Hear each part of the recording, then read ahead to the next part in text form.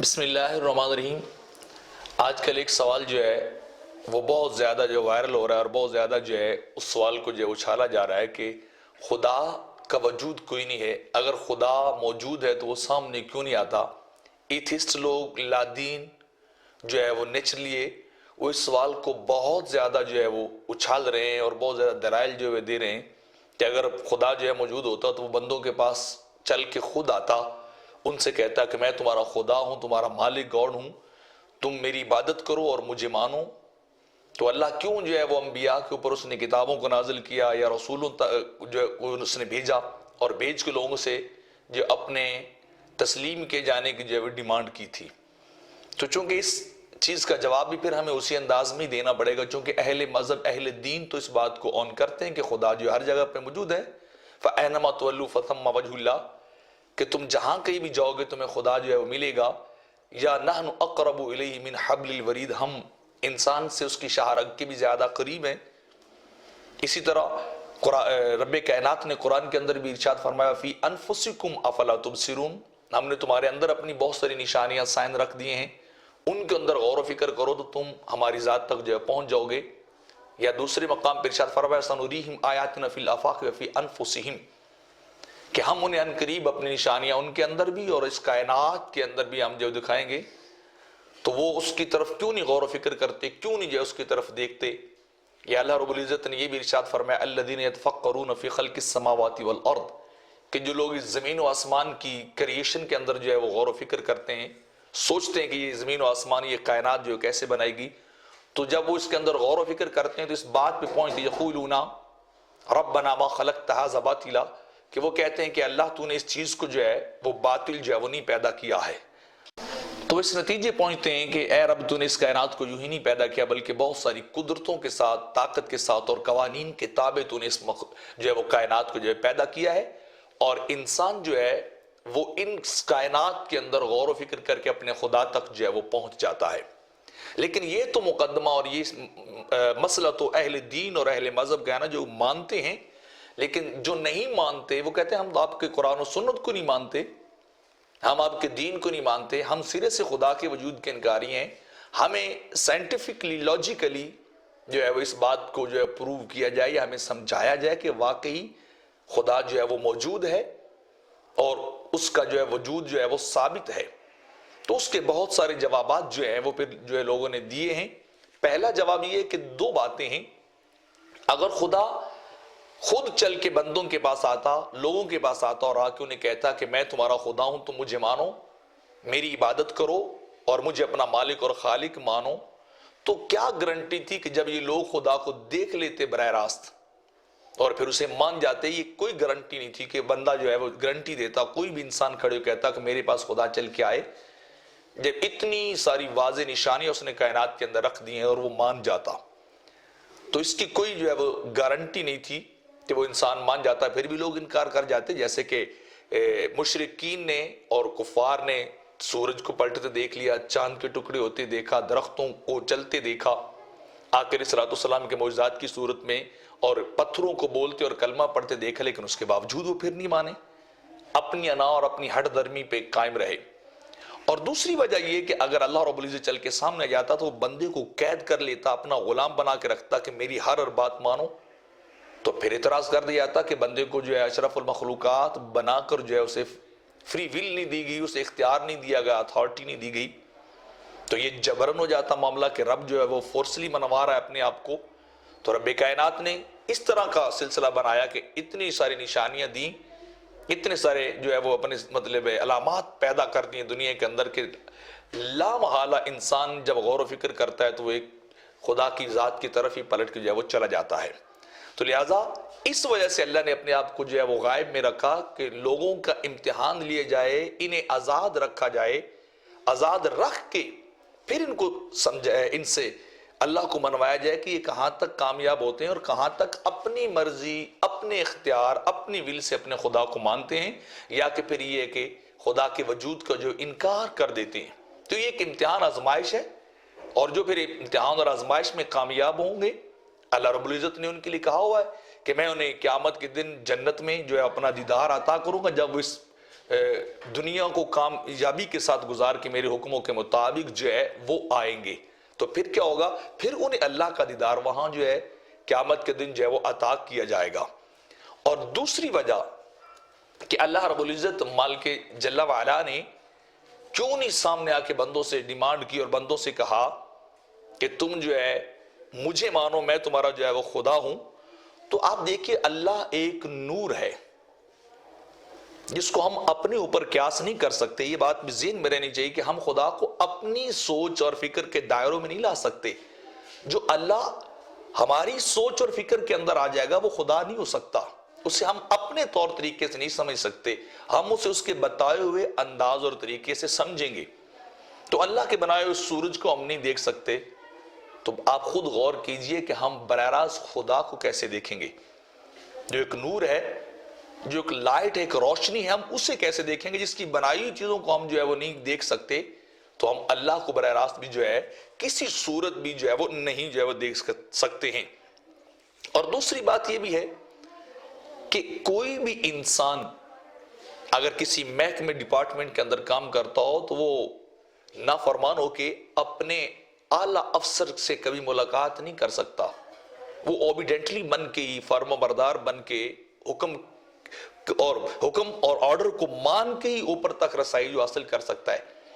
تو ایک محکمے کے اندر، ایک ڈپارٹمنٹ کے اندر انسان جو ہے اگر اس کے رول اور ریگولیشن کو بندہ جو ہے فالو نہ کرے تو وہ پرموٹ نہیں ہو سکتا، وہ اوپر نہیں جا سکتا، وہ اپنے آفیسرز تک نہیں پہنچ سکتا۔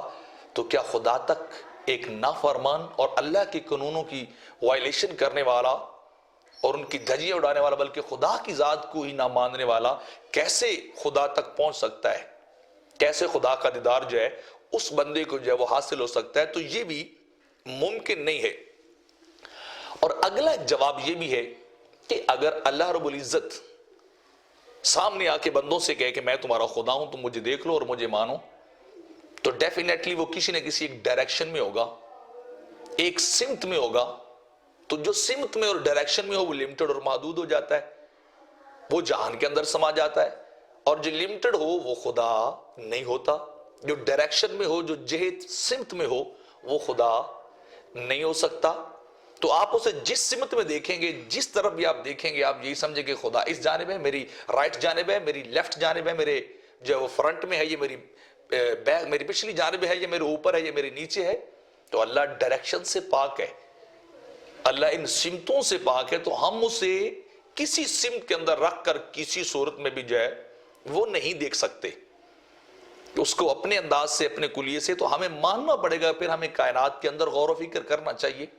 جو کائنات کے اندر اللہ رب العزت نے جو ہے وہ نشانیاں رکھ دی ہیں، تو پھر ہمیں ان نشانیوں کے اندر ڈٹ کے جو ہے وہ غور و فکر جو ہے وہ کرنا چاہیے۔ اور اگلا جواب یہ بھی ہے اللہ رب العزت کے سامنے نہ آنے کا، اگر سامنے آ کر ہی منوانا ہے تو پھر سزا اور جزا، اس کا فلسفہ ٹوٹلی ختم ہو جاتا ہے۔ جیسے ایک بچہ ہے، اس کا امتحان ہوتا ہے، تو امتحان سے قبل ہی اسے اگر اس کا سارا کچھ دکھا دیے کہ یہ جی آپ کا معاملہ ہے، یہ آپ کے سوالات آ چکے ہیں، یہ آپ نے اپنے پیپر کے اندر جا کے حل کرنا ہے، تو آپ خود بتائیے وہ اس بچے کے امتحان لینے کا کوئی فائدہ؟ ہم سب کچھ تو اسے پہلے بتا چکے ہیں، اس کے سامنے سب کچھ کھول کے جو ہے وہ شو کر دیے گئے، بیان کر دیے گئے، یہ تمہارا پیپر آ رہا ہے اور تم اسے یوں کرو۔ تو اسی طرح اللہ رب العزت بھی ہم سے جو امتحان لے رہا ہے، اس امتحان کے لیے ضروری تھا کہ کچھ چیزوں کو ہڈن رکھا جائے اور کچھ چیزوں کو بیان کر دیا جائے۔ تو ہماری پریپریشن کے لیے بہت سارے دلائل، بہت ساری نشانیاں، بہت سارے جو ہے وہ چیزیں اس کائنات کے اندر رکھ دی گئی، اور نتیجہ جو اللہ کا دیدار تھا اسے مخفی رکھا گیا کہ جب تم اس پروسیس سے گزر کے آگے آؤ گے تو پھر تمہیں جو اس کا نتیجہ اور رزلٹ جو ہے وہ تمہیں دیا جائے گا۔ اسی طرح ایک اور بہت بڑا اعتراض ہوتا ہے جو ہے وہ ایتھسٹ کی طرف سے، مولدین کی طرف سے، کہ دیکھو تم کہتے ہو اشہد ان لا الہ الا اللہ اشہد ان محمد رسول اللہ، کہ تم کہتے ہو کہ میں گواہی دیتا ہوں اللہ جو ہے اس کے سوا کوئی معبود نہیں، تو گواہی تو وہاں دیکھنے کا کام ہے، پریسنس کا، وٹنس کا کام ہے کہ وہاں موجود ہو، دیکھے وہ اس چیز کو اور اس کو آبزرو کرے، اور پھر اس کے بارے میں جا کے کسی جگہ پہ جو ہے وہ بندہ جو ہے وہ بیان کرے۔ تو اس نے ایک کافر نے سوال کیا، ایک جو ہے وہ ایک صوفی آدمی سے، ایک مسلمان سے، اس نے کہا بتاؤ تم نے خدا کو دیکھا نہیں تو پھر خدا کو مانتے کیسے ہو, محسوس کیسے کر لیتے ہو؟ یا پھر دوسری بات یہ ہے کہ جب تم کہتے ہو کہ ہر کام جو ہے وہ خدا ہی کرتا ہے تو پھر اس کے ذمہ دار تم کیوں ہوتے ہو, دنیا میں سزا اور جزا تمہیں کیوں ہوتی ہے؟ اور تیسرا سوال یہ کیا کہ جب شیطان جو ہے بنا ہی آگ سے تو اسے اللہ آگ میں ڈالے گا تو آگ کو کیسے جلائے گی اور کیسے اس کو تکلیف ہوگی؟ تو یہ بھی جو ہے وہ عقل کے اندر نہ آنے والی چیز ہے. تو انہوں نے بڑی خوبصورتی سے اسے جواب دیا, ایک ڈھیلا اٹھایا اور اٹھا کے اسے بڑی زور سے مارا. جب مارا تو اس کا سر پھٹ گیا. وہ دوڑا عدالت میں گیا, عدالت میں اس کے خلاف جو ہے وہ مقدمہ دائر کیا اور کہا دیکھو جی اس نے میرا سر پھوڑ دیا ہے, میرا خون نکال دیا ہے اور اسے میرے ساتھ ظلم زیادتی کی, مجھے اس سے انصاف لے کے دیا جائے. تو جب وہ جج صاحب فیصلہ کرنے لگے تو اس مسلمان یا اس فقیر نے کہا کہ بات یہ ہے کہ اس نے مجھ سے ایک سوال کیا تھا, میں نے اس کے سوال کا جواب دیا ہے. وہ جواب کیا ہے؟ وہ جواب یہ تھا کہ اس نے کہا کہ جب تم نے خدا کو دیکھا نہیں ہے تو خدا کو محسوس کیسے کرتے ہو؟ تو میں نے اس کو ڈھیلا مارا ہے, دیکھو اس نے تکلیف ایسی ہوئی ہے, احساس ہوا ہے, فیلنگز ہوئی ہیں, درد ہوئی ہے, لیکن میں اس سے پوچھتا ہوں مجھے اتنا بتائے اس نے درد کو دیکھا ہے جس کا احساس اسے ہو رہا ہے؟ تو وہ بندہ لاجواب ہو گیا کہ درد کا احساس مجھے ہے لیکن میں نے درد کو دیکھا نہیں ہے. دوسرا اس نے یہ کہا کہ ایک شخص نے مجھ سے یہ کہا تھا کہ جب ہر کام اللہ کرتا ہے تو تم مسلمان پھر سزا جزا کی کیوں بات کرتے ہو, اللہ کے سپرد کر دو. تو اس نے کہا پھر اس کا جواب اسے مل گیا نا کہ یہ کام بھی مارنے کا, ڈھیلا پھینکنے کا بھی اللہ نے کیا, اس نے مقدمہ میرے خلاف کیوں قائم کر دیا ہے؟ اور تیسرا اس نے کہا کہ اس نے کہا تھا کہ شیطان کو جب آگ میں ڈالا جائے گا تو شیطان جو ہے اس کو تکلیف تو نہیں ہوگی, آگ کے اندر آگ جائے گی, کیسے جلے گی؟ تو میں نے مٹی سے بنا ہوا ڈھیلا اسے مارا ہے اور یہ انسان بھی مٹی سے بنا ہوا ہے, تو مٹی سے جا کے ٹکرائی ہے, ٹچ ہوئی ہے تو اسے سزا, اسے جو ہے وہ تکلیف کا اظہار ہوا ہے, اسے سزا ہوئی. تو اسی طرح اللہ جب شیطان کو جہنم کے اندر پھینکے گا تو جس طرح میں نے اس کو ڈھیلا مارا ہے, مٹی اٹھا کے ماری, کنکر مارا ہے, اس کو تکلیف ہوئی تو ابلیس کو بھی اسی طرح ہی جو وہ تکلیف ہوگی. تو یعنی ہم اس اعتبار اور اس سینس میں اللہ کو مانتے ہیں کہ ہم اس کو ہر جگہ موجود پاتے ہیں اپنی اس کی نشانیوں کے ساتھ اور اس کی قدرتوں کے ساتھ. اور اب جدید سائنس بھی اس بات کو پروو کرتی ہے کہ یہ نظام قدرت, یہ کائنات کا نظام جو چل رہا ہے بڑی سلیقے کے ساتھ اور اس کے اندر کوئی تبدیلی, کوئی رد و بدل جو ہے وہ نہیں ہوتا ہے, اس کے اندر کوئی حادثہ جو نہیں ہوتا ہے. تو وہ کیا چیز ہے؟ جیسے کہ کائنات جو ہے وہ بہت سارے مادوں کے اوپر مشتمل ہے, جس کے اندر پروٹون بھی ہوتے ہیں اور الیکٹرون بھی ہوتے ہیں, تو وہ کچھ مثبت ایٹم ہوتے ہیں, کچھ منفی ہوتے ہیں. تو اگر ان مثبت جو ایٹم پائے جاتے ہیں, ذرات پائے جاتے ہیں جنہیں پروٹون کہا جاتا ہے, وہ جس ساخت کے اندر موجود ہیں اور کائنات کو وہ قائم کیے ہوئے ہیں, اگر ان کے وجود اور حجم کے اندر, ان کے سائز کے اندر جسٹ 2% جو ہے وہ اضافہ ہو جائے, یا اس کے مقابلے میں دوسرے جو ہیں جو نیگیٹو الیکٹرون ہیں, اگر وہ جو اپنی سمت کو بدل کر پروٹون میں چینج ہو جائیں یا کسی اور سمت میں چلے جائیں, تو فزکس کے ماہرین اس بات کو ثابت کرتے ہیں کہ یہ کائنات فوری تباہ ہو جائے گی اور یہاں کا انوائرنمنٹ, ایٹماسفیر, ماحول انتہائی تبدیل ہو جائے گا اور انسانی زندگی کے لائق نہیں رہے گا. تو جو چیز ان چیزوں کو اپنی کیفیت اور حیثیت میں رکھ کے قابو کیے ہوئے نا, وہ پاور, وہ قوت, اسی کو خدا کہتے ہیں. اگر وہ نہ ہو تو یہ کائنات قائم نہیں رہ سکتی. جیسے اللہ رب العزت نے قرآن مجید کے اندر بھی ارشاد فرمایا کہ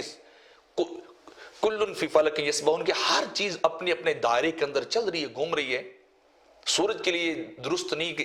اس کو اجازت نہیں ہے کہ وہ چاند کی لائنوں میں چلا جائے, چاند دوڑ کے جو ہے وہ سورج کی لائنوں میں آ کے باہم ٹکرا جائے, ان کا جو ہے تصادم ہو جائے. یہ کبھی نہیں ہو سکتا. کوئی چیز زمین سے آ کے ٹکرا جائے, یہ بھی پاسبل نہیں ہے.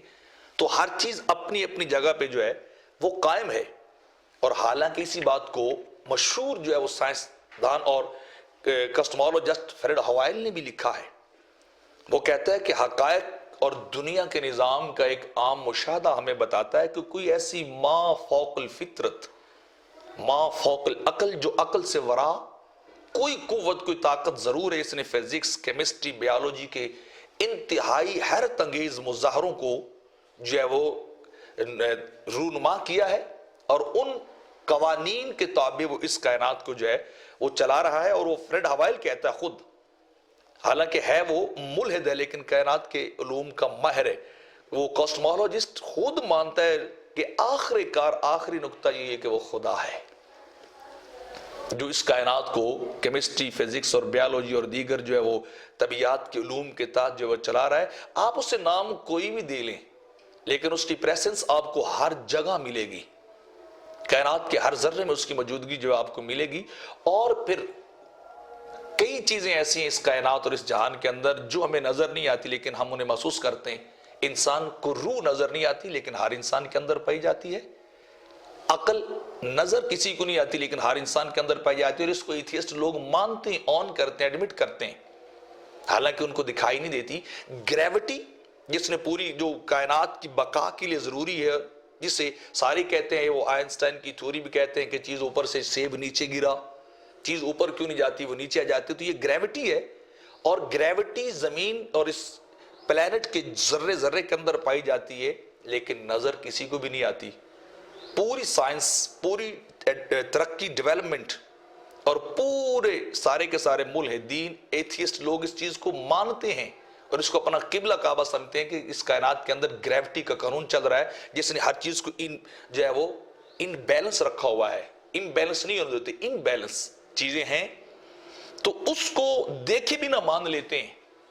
تسلیم کر لیتے ہیں اور خدا کو کہتے ہیں کہ ہمارے سامنے آ جائے. یہی ان کا ڈبل سٹینڈر اور دوہرا معیار اور دوگلا پند اور منافقت ہے جو ان مولدین کو ہر میدان میں ننگا کرتی ہے. ہر مسئلے پہ یہ کھسیانی بلی کھمبا روچے والی بات کرتے ہیں